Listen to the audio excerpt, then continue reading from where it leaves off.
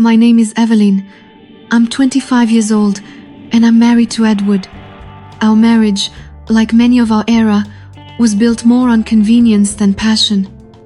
We lived in a remote village called Rosefield, in a simple wooden house that faced the harsh winters and dry summers with the same stubbornness I carried in my eyes. Edward was a hard-working man, though distant. He worked as a train station manager during the night, managing the records, trains, and cargo that came and went, while I tried to sleep alone in our cold room.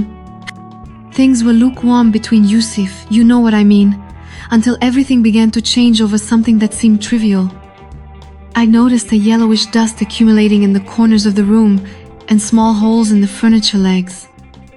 I assumed it was just field dust, but Edward, practical as ever, quickly diagnosed it.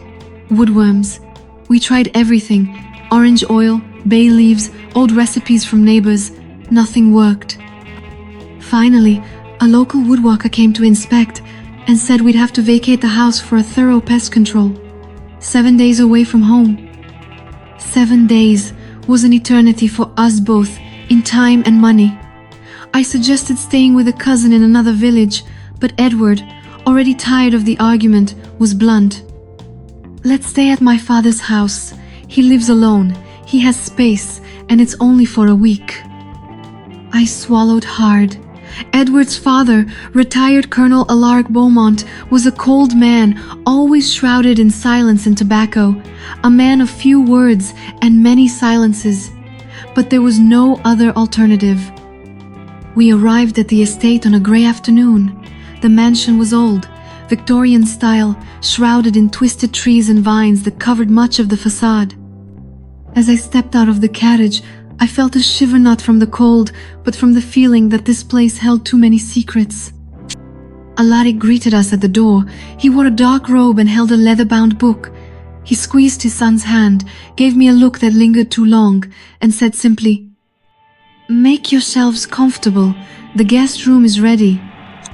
We stayed in the back room, where faded wallpaper was paired with a bed too small for two.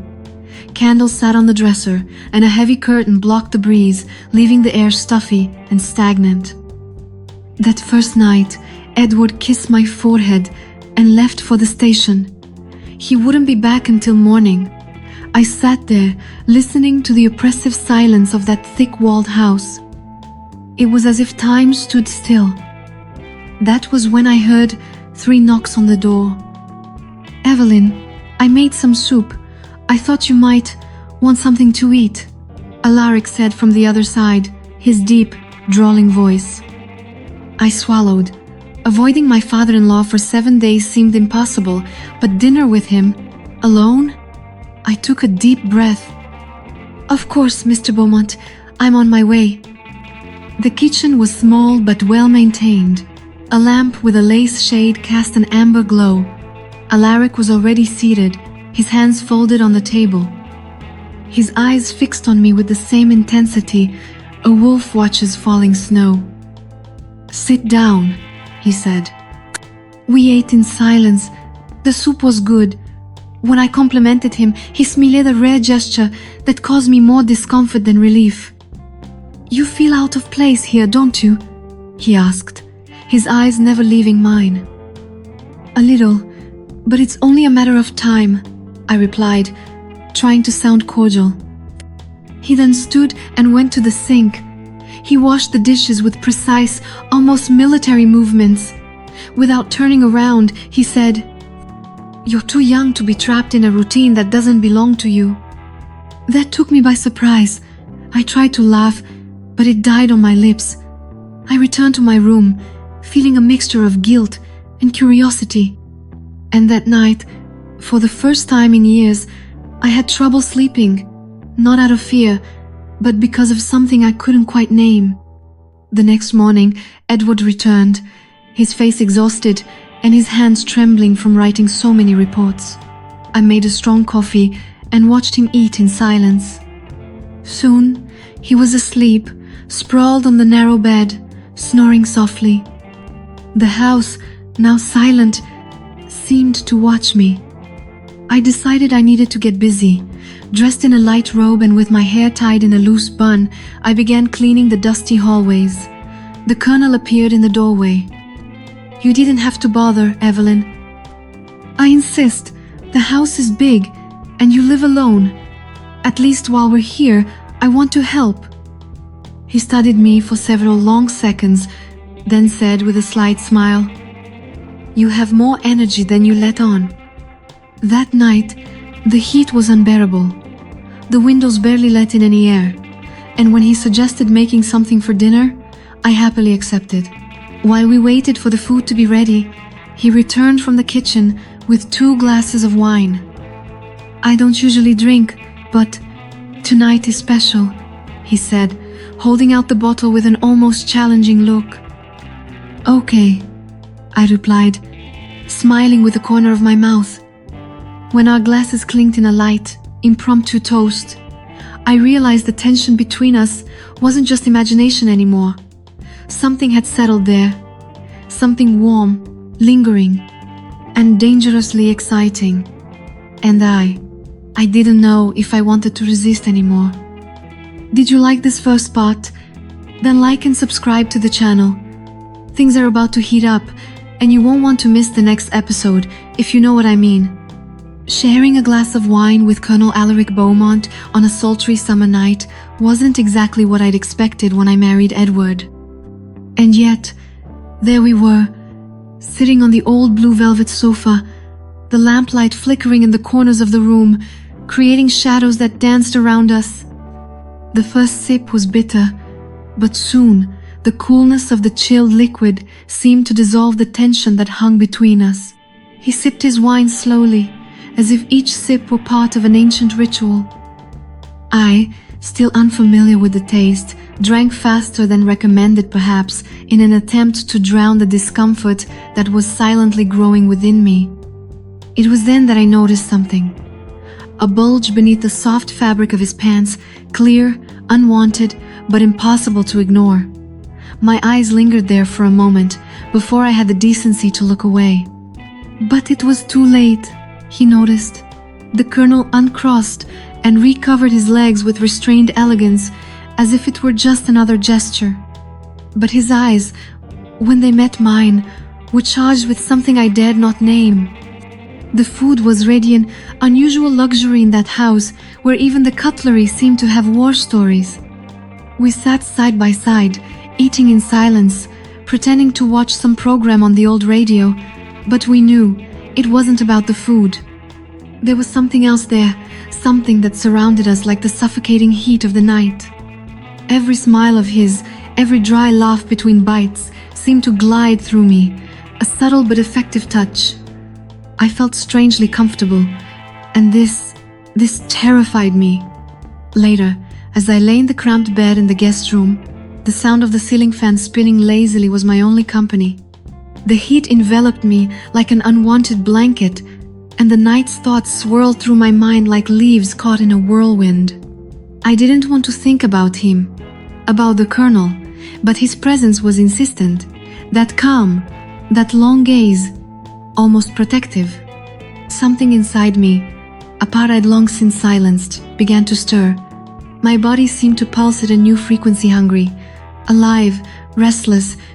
I tossed and turned in bed, trying to find my position, but the discomfort turned to desire.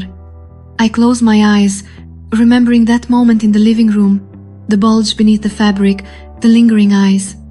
And, against my will, or perhaps not so much, saw me hand slid beneath the sheet, guided by thoughts I wouldn't dare say aloud. The next morning, I woke up with my body still warm, as if the night's dreams had left real marks.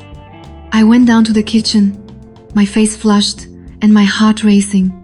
The Colonel was at the table, the newspaper open before him, but his eyes didn't follow him. They were fixed on the coffee cup, never once meeting my gaze. When our eyes finally met, he looked away as quickly as he could, as if he were a child caught in mischief. There was a thick silence between us, a silence that said more than words. In an attempt to escape that atmosphere, I decided to leave. I put on my hat and went to the village, wandering among the antique furniture shops, pretending to look for something for the house, any excuse that would get me away from that mansion for a few hours.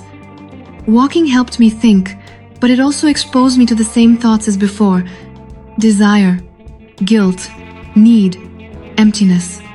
When I returned, the sun was already setting behind the hills. I found Edward in the shower, getting ready for another night of work.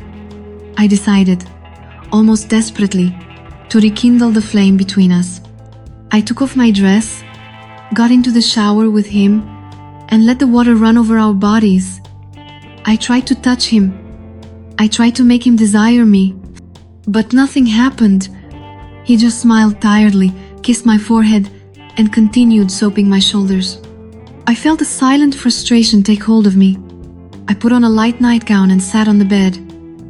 While he was getting ready, I fell asleep without realizing it. I woke up late that night, thirsty and with a lump in my throat. I went down to the kitchen without turning on the lights. The house was asleep. Only the wind banging against the windows and the creaking of the floorboards kept me company. I drank water straight from the china mug. That's when I heard footsteps. The kitchen light came on, and there he was, Colonel Alaric Beaumont. I froze. I was wearing only a thin, almost transparent nightgown that barely contained my breasts. The chill of the night made my condition evident. For a second, he seemed to hesitate. But his gaze didn't leave me immediately. We were exposed to each other without shields. "Sorry, I didn't mean to startle you," he said, his voice lower, almost a whisper. "No, but it's okay," I replied, trying to hide the unease in my voice. I passed him in the hallway. His gaze followed me like a warm breeze across my skin. I felt his body close, the scent of his old lotion, and a shiver ran from my feet to the back of my neck. When I closed the bedroom door, I leaned against it, panting. It wasn't just desire, it was danger, it was madness, but it was real. The next morning, Friday arrived with a taste of relief and anguish. Soon, we would be returning home, and I clung to that idea like a castaway clinging to a plank at sea. While Edward was resting, I remembered I needed to find a specific piece of furniture for the living room. But when I grabbed his clothes, a note fell out of his pocket. We never invaded each other's space. But something, an instinct, perhaps made me want to know what was written there. And what I found there changed everything. If you're enjoying this story, comment below. I'd love to hear your thoughts. This chapter was intense, wasn't it? Do you think she's resisting, or has she already given in to temptation? Let me know. And don't forget to leave a like, okay? As I read the note, tucked into Edward's clothing, my fingers trembled. Curiosity overcame caution. The words burned like a hot iron. "I miss our meetings." Signed, Brian. For a moment, the world around me stopped. I heard only the sound of the shower in the bathroom, the steam escaping from under the door, and my heart pounded loudly in my chest, like marching drums. The handwriting and name on the note were clear. I knew him. He was an old childhood friend of Edward's, who, apparently, wasn't just a friend. I froze, trying to process it. My husband. The man I'd shared my life with for 4 years, shared his body and perhaps something more intimate with another man. I put the note back where it was. My steps faltered, but I managed to leave the room before he got out of the shower. The scent of soap and men's lotion wafted through the air as he passed me. He feigned normalcy, but everything inside me burned. I wanted to scream, to break something. But I didn't. Not yet. I spent the day in silence, like a high society lady who discovers her husband has an unspeakable secret. I hid it with class, even coldly. But inside, I was a furnace. When Edward left for another of his nights at the railroad where he worked as a night supervisor on the train, Line's Me decision was made. I took a long shower, as if purifying not my body, but my soul. I shaved carefully. I dried myself by candlelight, rubbed lavender cream into every curve of my body, and looked at myself in the bedroom mirror. I was a new woman. Without chains, without guilt, without ties. I chose a fitted burgundy dress. It cinched my waist, hugged my hips, and a slight sheerness at the bust revealed just enough cleavage to both tease and conceal. Leaving the room, I found Colonel Alaric Beaumont sitting as usual in his favorite armchair in the living room, a glass of brandy in his hands. Seeing me, his posture changed. He straightened, crossed his legs, and his breath hitched. "Good evening, Colonel," I said with an enigmatic smile. "Would you mind joining me?" He hesitated. Only a second, but his eyes spoke volumes. Before he could respond, I went to the cellar and grabbed a bottle of local weenie as sweet as possible, but refreshing as I needed it.